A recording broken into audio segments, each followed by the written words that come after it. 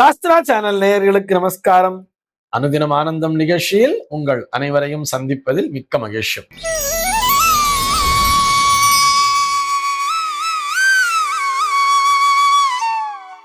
இன்று 26/11/2025 இந்த நாள் குறித்து பஞ்சாங்கம் என்ன சொல்றதுன்னு பார்க்கலாம் வாங்கு. இன்றைய தினம் விஸ்வாவசு வருடம் கார்த்திகை மாதம் 10ஆம் தேதி புதன்கிழமை. திதி பார்த்தோம்னா வளர்பிறை சஷ்டி திதி இரவு 12:02 வரைக்கும் இருக்கு. அதனைத் தொடர்ந்து வளர்பிறை சப்தமி திதியானது வந்து விடுகிறது. இன்னைக்கு நட்சத்திரம் பார்த்தோம்னா திருவோணம் நட்சத்திரம் இரவு 1:30 வரைக்கும் இருக்கு. அதனைத் தொடர்ந்து அவிட்டம் நட்சத்திரம் என்பதும் வந்து விடுகிறது. இரவு 1:30 வரை, அதாவது திருவோணம் நட்சத்திரம் இருக்கின்ற வரை இந்த நாளானது ஒரு சித்தயோகம் கூடிய நாளாக இருக்கிறது. அதனைத் தொடர்ந்து மரண யோகம் என்பதும் வந்து விடுகிறது. இது போக பஞ்சாங்கத்திலே வரக்கூடிய யோகம் அப்படின்னு சொல்லி பார்த்தோம்னா இன்னைக்கு விருத்தி அப்படிங்கிற ஒரு நாம யோகம் மதியம் 12:38 வரைக்கும் இருக்கு. அதனைத் தொடர்ந்து துருவம் அப்படிங்கிற ஒரு நாம யோகத்தை கொடுத்திருக்கா. கரணம் பார்த்தோம்னா இன்றைக்கு கௌளவம் அப்படிங்கிற ஒரு கரணம் பகல் 11:34 வரைக்கும் இருக்கு. அதனைத் தொடர்ந்து தைத்திலம் அப்படிங்கிற ஒரு கரணமானது வந்து விடுகிறது.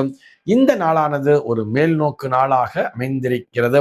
இன்னைக்கு என்ன ஸ்பெஷல் அப்படின்னு சொல்லி பார்த்தோம்னா இன்றைய தினம் பஞ்சாங்கத்திலே ஷஷ்டி விரதம் அப்படிங்கிறத கொடுத்திருப்பார்.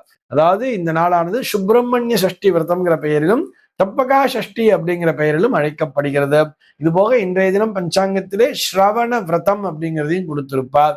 இன்றைய தினம் திருவோண நட்சத்திரம்ங்கிறது இருக்கு இல்லையா, அதனாலதான் இந்த திருவோணம் அப்படிங்கிறது தான் ஸ்ரவணம் என்ற பெயரிலே சொல்லுவார்கள். அதனாலதான் இன்றைக்கு பஞ்சாங்கத்திலே ஸ்ரவண விரதம், அதாவது பெருமாளை நினைத்து விரதம் இருப்பவர்கள் இந்த நாளினை பயன்படுத்தி கொள்ள வேண்டும் அப்படிங்கிறதுக்காகவும் இந்த வார்த்தையின் மூலமாக நினைவூட்டுகிறோம். இது போக இன்றைய தினம் பஞ்சாங்கத்திலே கரிநாள் அப்படிங்கிறதையும் கொடுத்திருக்கா.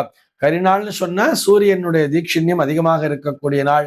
ஆக இந்த நாளிலே எல்லா விதமான சுப நிகழ்ச்சிகளையும் தவிர்ப்பது என்பது நம்முடைய தமிழர்களினுடைய ஒரு சம்பிரதாயமாகவே இருக்கிறது. சென்னையை பொறுத்தவரை இன்றைய தினத்தினுடைய சூரிய உதயம் என்பது காலை 6:16 சூரிய அஸ்தமனம் என்பது மாலை 5:35 சந்திர உதயம் என்பது பகல் 10:53 சந்திர அஸ்தமனம் என்பது இரவு 10:44 சம்பவிக்கிறது. பிரம்ம முகூர்த்தம் பார்த்தோம்னா நாளைய தினம் அதிகாலை 4:35 முதல் காலை 6:17 வரையில் நீடித்திருக்கிறது. சென்னையை பொறுத்தவரை இன்றைய தினத்தினுடைய ராகு காலம் என்பது பகல் 11:56 முதல் மதியம் 1:21 வரையிலும், யமகண்டம் என்பது காலை 7:41 முதல் 9:06 வரையிலும், குளிகை காலம் என்பது பகல் 10:31 முதல் 11:56 வரையிலும் சம்பவிக்கிறது. தினாந்தம் பார்த்தோம்னா இன்றைய தினம் இரவு 1:31 கொடுத்திருக்கா. சூலம் பார்த்தோம்னா இன்றைக்கு வடக்கே சூலம் மதியம் 12:18 வரையில் அந்த சூல தோஷம் என்பது உண்டு. அதற்குரிய பரிகாரமாக பால் அறிந்துவிட்டு வடக்கு திசையை நோக்கி பயணிக்கலாம் அப்படிங்கிறதையும் சொல்லி இருக்கா. இன்றைய தினத்தினுடைய ஆன்மீக தகவலாக, இதை ஆன்மீக தகவல் சொல்றதை விட ஜோதிட தகவல் அப்படின்னு தான் சொல்லணும். முத்துக்குமரன் அப்படிங்கிற ஒரு நேயர் கேள்வி கேட்டிருக்கார். அவருடைய கேள்வி என்னன்னு சொல்லி பார்த்தோம்னா, இந்த ஜாதகத்திலே மறைவு ஸ்தானம் என்றால் என்ன அப்படிங்கிறத அவருடைய கேள்வியாக அமைந்திருக்கிறது. ஜோதிட போனா உனக்கு இந்த கிரகம் மறைஞ்சிருச்சு அந்த கிரகம் மறைஞ்சிருச்சுங்கிற மாதிரி சொல்றாங்க. இந்த மறைவு ஸ்தானம் என்றால் என்ன என்பதை விரிவாக சொல்லுங்களேன் என்பதுதான் அவருடைய கேள்வியாக அமைந்திருக்கிறது. அதாவது பொதுவாக ஜாதகத்தை பொறுத்தவரை 6, 8, 12 இந்த பாவகங்களை மறைவு ஸ்தானம் என்ற பெயரிலே சொல்லுவார்கள். அதாவது லக்ன பாவகத்தில் இருந்து நம்ம ராசி கட்டம் அப்படின்னு எடுத்து பார்க்கும் பொழுது அதுல லக்னம்னு சொல்லி ஒரு கட்டத்துல லாவண்ணா போட்டு 2 கோடை இப்படி கிராஸா போட்டிருப்பா. அதைத்தான் 1ஆம் பாவகம் என்று எடுத்துக்கொள்ள வேண்டியது. கிளாக் வைஸ், அதாவது கடிகார சுற்றின்படி இடமிருந்து வலமாக அந்த லக்னத்திலிருந்து 1, 2, 3 லக்னம் தான் 1ஆம் பாவம் என்று வைத்துக்கொண்டு அடுத்த கட்டம் 2 அப்படிங்கிற மாதிரி 1, 2, 3, 4, 5 இப்படி எண்ணிண்டே வரும் பொழுது 6வது கட்டம்னு ஒரு கட்டம் இருக்கு இல்லையா, அந்த கட்டத்திலே என்ன கிரகங்களை போட்டிருக்காங்களோ அந்த கிரகம் மறைஞ்சிருச்சு அப்படின்னு சொல்லுவா. அதே மாதிரி 7, 8 6, 7, 8ன்னு வருது இல்லையா? 6க்கு அடுத்தது 8ஆம் இடம் அப்படிங்கிறதையும், அந்த வரிசையில அப்படியே 12ஆம் பாவகம் என்பதையும், அந்த 12வது கட்டம் சொல்லி லக்னத்துக்கு பக்கத்திலே வரும், லக்னத்துக்கு முன்னாடி கட்டமாக வரும்.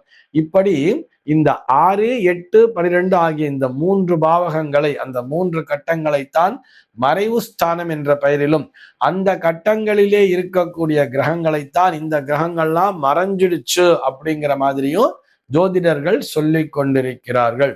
உண்மையை சொல்ல வேண்டும் என்று சொன்னால் எந்த ஸ்தானமுமே மறைவு ஸ்தானம் அல்ல. எல்லா கிரகங்களுமே பளிச்சுன்னு தான் வேலை பார்த்துன்னு இருக்கும். அந்த கிரகம் மறைஞ்சு போச்சுன்னு சொன்னா அது நிச்சயமாக மறைந்து நின்று கொண்டு, ஒளிந்து நின்று கொண்டு அதனுடைய வேலையை செய்யாது. அதற்குரிய பலனை நன்றாக புரிந்து கொள்ள வேண்டும். மறைவு ஸ்தானம்னு சொன்னா, உனக்கு முன்னாடி பலன் கேட்கறதுக்காக ஒருத்தர் உட்கார்ந்துட்டு இருக்கான்னு சொன்னா, இந்த ஜோதிடருக்கு என்ன சொல்லியிருக்காங்கன்னு சொன்னா, நேரடியாக பலனை சொல்லி விடாதே. இந்த 6ஆம் பாவகம், 8ஆம் பாவகம், 12ஆம் பாவகம், இந்த பாவகங்களில் இருக்கக்கூடிய அந்த கிரகங்களை கொண்டும் அல்லது அந்த பாவகங்களுடைய அதிபதிகளை பற்றியும் நேரடியாக பலனை சொல்லிவிடாதே. மறைத்து பலனை சொல். அதாவது இலைமறை காய்மறையாக பலனை சொல்ல வேண்டும். அப்படிங்கிறதுக்காகத்தான் அதனை மறைவு ஸ்தானங்கள் என்ற பெயரிலே ஜோதிட விதிகள் சொல்கின்றன. இதை நல்லா புரிஞ்சுக்கணும். அதாவது 6ஆம் பாவகம்னு சொல்லி பார்த்தோம்னா சத்ரு ரோக ருணஸ்தானம்ங்கிறார். எதிரிகளாகட்டும், கடன் பிரச்சனைகளாகட்டும், வியாதி பிரச்சனைகளாகட்டும், இது அத்தனையுமே இந்த 6ஆம் பாவகம் என்பதுதான் குறிக்கும். ஒருத்தர் ஜாதகத்தை பார்த்து எனக்கு பலனை சொல்லுங்கன்னு கேட்டு உட்காராருன்னு வச்சுப்போமே. ஒரு 6ஆம் பாவகத்திலே இருக்கக்கூடிய ஒரு திசையினுடைய அந்த கிரகத்தினுடைய திசையானது ஆரம்பிக்க போறதுன்னு சொன்னா உடனே உங்களுக்கு நோய்வாய்ப்பட்டுருவீங்க, உங்களுக்கு உடம்பு சரியில்லாம போயிடும், உனக்கு கேன்சர் வந்துடும், அப்படி இப்படின்னு சொல்லி பயமுறுத்தலாமா? அந்த மாதிரி சொல்லக்கூடாது தானே. எப்படி சொல்ல வேண்டும் என்று சொன்னால், உடல்நிலையிலே சற்று கவனம் தேவை, சற்று எச்சரிக்கையோடு இருந்து கொள்ளுங்கள் அப்படிங்கிற மாதிரி வேணா சொல்லலாம். அதே மாதிரி 6ஆம் இடம்ங்கிறது ஒரு போராட்டத்தை குறிக்கும். எப்படி சொல்லணும் சொன்னா, சார் நீங்க போராடினீங்கன்னா ஜெயிக்க முடியும் சார், உங்களுடைய போராட்டத்திலே நீங்கள் வெற்றி பெற வேண்டிய காலமாக இருக்கிறது அப்படிங்கிற மாதிரி சொல்லணுமே தவிர, நேரடியா உனக்கு கஷ்டம் வந்துடும், நீ எப்ப பார்த்தாலும் கடனை வாங்கிட்டே இருப்ப, உனக்கு கடன் மேல கடன் வந்துகிட்டு இருக்குங்கிற மாதிரி நேரடியாக சொல்லிவிடக் கூடாது அப்படிங்கிறதுக்காக சொல்லியிருக்கா. அதனையும் நமக்கு சாதகமாக பயன்படுத்தி கொள்ள வேண்டும்ங்கிறதையும் சொல்லியிருக்கா. அதே மாதிரி 8ஆம் பாவகம் என்று வரும் பொழுது மிகவும் கஷ்டங்களை கொடுக்கக்கூடிய பாவகமாக பார்க்கப்படுகிறது. நிறைய தடைகள், இடைஞ்சல்கள், கஷ்டங்கள் அத்தனையும் தரக்கூடிய பாவகம்தான் அந்த 8ஆம் பாவகம் என்பது. அப்ப என்ன சொல்லணும் சார், நீங்கள் விடாமுயற்சி செய்ய வேண்டும். 8ஆம் பாவகத்தில் இருக்கக்கூடிய திசையானது உங்களுக்கு பணி செய்யும் பொழுது நீங்க எப்படி பண்ணணும்னு பார்த்தா, 200 ரூபாய்க்கு உழைச்சாதான் சார் உங்களுக்கு 100 ரூபாயாச்சும் கிடைக்கும். அதனால நீங்க கஷ்டப்பட்டு உழைக்க வேண்டியது, இதற்கான பலன் பின்னாடி கிடைக்கும். இந்த நேரத்திலே உடனடியாக பலனை எதிர்பார்க்காதீர்கள் அப்படிங்கிற மாதிரி ஒரு இலைமறைவு காய்மறையாக சொல்ல வேண்டும். அதே மாதிரிதான் 12ஆம் பாவகம் என்பது சதா அலைச்சலை கொடுக்கக்கூடிய பாவகமாக பார்க்கப்படுகிறது. நிறைய விரயங்களை கொடுக்கக்கூடிய பாவமாக பார்க்கப்படுகிறது. வீட்டை விட்டு தொலைதூரத்துக்கு போகக்கூடிய, ஓடி போகக்கூடிய பாவமாகவும் பார்க்கப்படுகிறது. அப்ப என்ன பண்ணணும், நீ இன்சால்வன்சி கொடுத்துருவ, நீ மஞ்சள் நோட்டீஸ் கொடுத்துருவ, நீ எல்லா தொழிலா நஷ்டமா ஊரை விட்டு ஓடி போயிடுவேன்னு நான் சொல்ல முடியும். அந்த மாதிரி பலனை சொல்லாமல் எப்படி சொல்லணும்னு சொன்ன, சார் உங்களுடைய தொழிலை நீங்கள் உள்ளூரிலே அமைத்துக் கொள்ள முடியாது, வெளியூரிலே உங்களுடைய தொழிலை அமைத்துக் கொள்ள வேண்டும். லக்னம் என்பது பிறந்த பூமியை சொல்லும். நீங்கள் பிறந்த ஊரிலிருந்து தொலை தூரத்துல பணியாற்றினால்தான் உங்களுடைய பணி என்பது சிறக்கும் என்பது போல் பலனை சொல்ல வேண்டும் சொல்றார். 6, 8, 12 கிரகங்கள் இருந்தாலும் அவற்றையும் நமக்கு சாதகமாக பயன்படுத்தி கொள்ள வேண்டும். ஆக எந்த கிரகமுமே மறைந்து விடாது. எல்லா கிரகங்களுமே அவைக்குரிய பணிகளை செய்து கொண்டுதான் இருக்கும். இந்த 6, 8, 12 என்பது சற்று சிரமத்தை தரக்கூடிய பாவகங்களாக இருப்பதால் அதனை நேரடியாக சொல்லாமல் அதனை இலைமறைவு காய்மறைவாக மறைத்து பலனை சொல்ல வேண்டியதாக இருக்கிறது. அவர்கள் எல்லாத்தையும் தாங்கக்கூடிய மனிதர்களாக இருக்கிறார்கள். நேரடியாக உட்காந்து, சார் நான் வாழ்க்கையில பார்க்காத பிரச்சனையே இல்லை, நான் எதையும் தாங்க தயாரா இருக்கேன், நீங்க எதுவா இருந்தாலும் ஓப்பனா சொல்லிடுங்கன்னு சொல்றவாளுக்கு மட்டும்தான் அப்படி நேரடியாக பலன்களை சொல்லிவிடலாம். அதுல எந்த தவறும் இல்லை. அதையும் அவருடைய ஜாதகமே சொல்லிவிடும். அவருடைய ஜாதகத்தை எடுத்து பார்த்தோம், லக்ன பாவகம் என்பது ஸ்ட்ராங்காக இருக்கிறதா, இவரால் எதையும் எதிர்கொள்ளக்கூடிய திறன் என்பது இவரிடத்துல இருக்கிறதா என்பதை பார்த்துத்தான் அப்படி பலனை சொல்ல வேண்டும் அப்படிங்கிற மாதிரி ஜோதிட விதிகள் நமக்கு தெளிவாகவே உரைக்கின்றன. இந்த 6, 8, 12 அதிபதிகள் அதே இடங்களிலே அமர்ந்திருந்தாலும் சரி, அல்லது இவர்கள் மூவருமே ஒன்றாக இணைந்து அமர்ந்திருந்தாலும் சரி, அல்லது இவர்கள் மூவரும் ஒருவருக்கொருவர் இந்த 6, 8, 12 ஆகிய அந்த பாவங்களுக்கு அதிபதி ஒன்றாக இணைந்தோ அல்லது ஒருவருக்கொருவர் ஒரு தொடர்பு பெற்றிருந்தாலோ, இதை விபரீத ராஜயோகம்னே சொல்றார். எதிர்பாராத நன்மைகளும் கூட அதன் மூலமாக கிடைக்கும் சொல்றார். அந்த மாதிரி விபரீதமான ஒரு ராஜயோகம் கிடைக்கும் பொழுது அதனை ஏன் மறைத்து சொல்வானேன்?